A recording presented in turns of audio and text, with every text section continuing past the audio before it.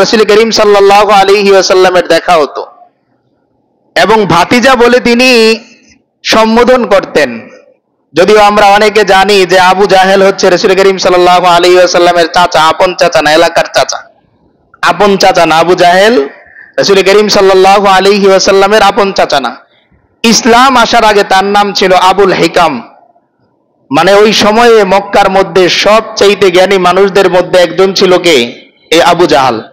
কিন্তু যখন ইসলাম আসার পরে সে তার জ্ঞানের পরিচয় দিতে পারেনি, ইসলাম গ্রহণ করতে পারেনি, তখন রাসূল করিম সাল্লাল্লাহু আলাইহি ওয়াসাল্লাম একদিন বলে উঠলেন, লা বাল হুয়া আবুল জাহালি, সে আবুল হিকাম নয়, জ্ঞানের পিতা নয়, বরং সে মূর্খের পিতা।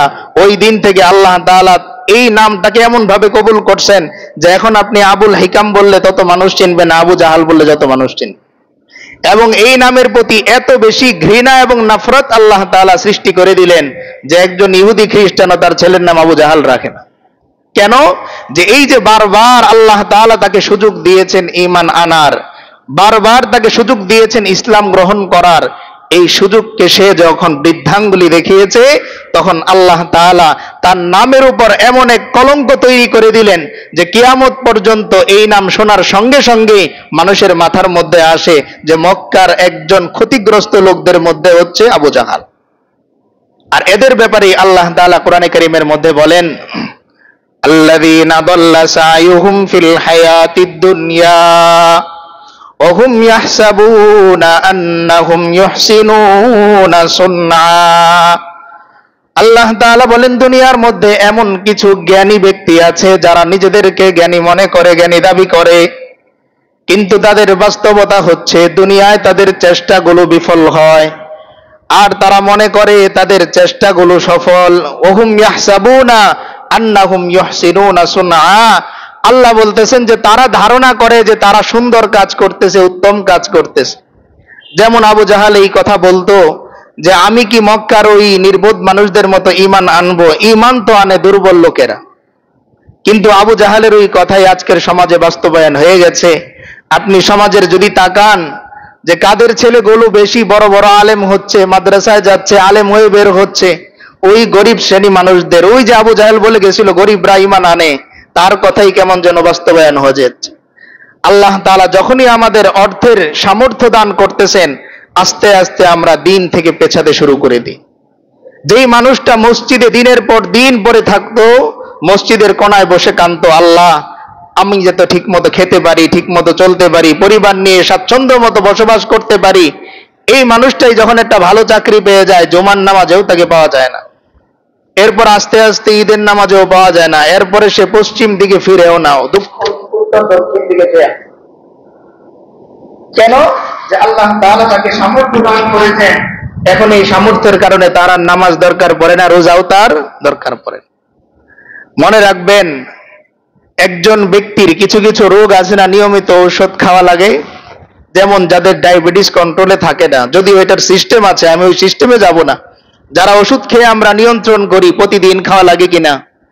নামাজ একজন মুমিনের মেরুদণ্ড, অর্থাৎ নামাজ যদি সে ছেড়ে দেয় তার দুনিয়ার সমস্ত কাজের মধ্যেই ভেজাল তৈরি হবে। সমাজের যত ভেজাল নামাজের ভেজালের কারণে, নামাজ ঠিক করে দেন, সমাজের সমস্ত ভেজাল এমনি এমনি দূর হয়ে যাবে।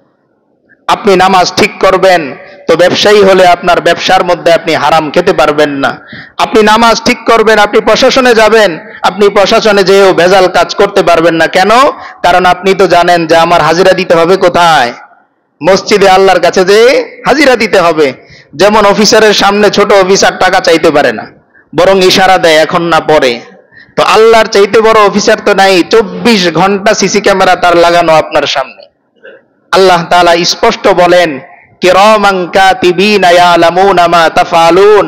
আল্লাহ বলেন, বান্দা তুমি না আমারে দেখো না, তাই তোমার ধারণা অনুযায়ী তোমার দুই কাঁধে দুইজন ফেরেশতা দিয়ে দিয়েছি। কিরামান কাতিবিন, আল্লাহ বলেন পর্যায়ক্রমে ফেরেশতারা আসে আর ইয়ালামুনা মা তাফআলুন, তোমরা যা করো তারা তা জেনে যায় এবং লিখে রাখে। তাহলে নামাজের ভেজালের কারণে সমস্ত জায়গায় ভেজাল তৈরি হচ্ছে। নামাজ ঠিক করা শুরু করুন, আপনার পরিবারের মধ্যে শান্তি আসবে, আপনার ব্যবসার মধ্যে শান্তি আসবে, আপনার সমাজের মধ্যে শান্তি আসবে, আপনার দেশের মধ্যে শান্তি আসবে।